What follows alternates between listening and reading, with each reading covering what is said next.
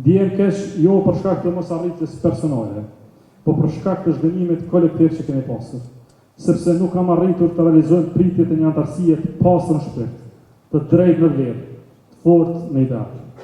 Rrugtimin e drejtanishëm e përjetoj me plot krenari, sepse për 5 vite i kam prirë njerëzve më të mirë që mund t'i takoj e përpjek njeriu në jetë. Ju jeni ata që e mbajnë këtë parti në këmbë, edhe atëherë kur është e vështirë, jo sepse është e lehtë, por sepse është e drejtë. Le ta themi troç, LDK-s i ka munguar solidariteti i brendshëm dhe pa këtë solidaritet brendshëm do të ngrihemi për të rënë, siç na ndodhi në vitin 2025.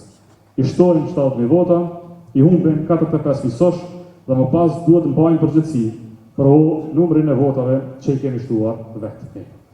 Për këtë solidaritet dykahor, pra ku nuk merret përgjegjësia e opozita për të pritur rënien e zënë rend, por për të ngritur partinë me betejë sinqert, nuk do të na shohin as të gatshëm, edhe më pak si idealist. Shumë sy kanë qenë drejtuar nga kjo karrike këtu pas meje, i kuptoj, i respektoj, kjo shtëpi ka nevojë për ambisin e secilit, por shpesh kam përshtypjen se ajo është lakmuar më shumë se sa është kuptuar. Sepse forca vërtet e lidhjes demokratike të Kosovës nuk qëndron te një karrike vetëm. Ajo qëndron këtu përballë meje.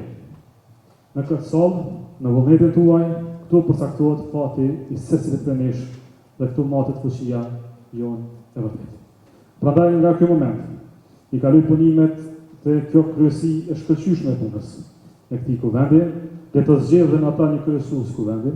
Këto punime do të jenë të pavarura nga çdo ndikim i imi individual. Dhe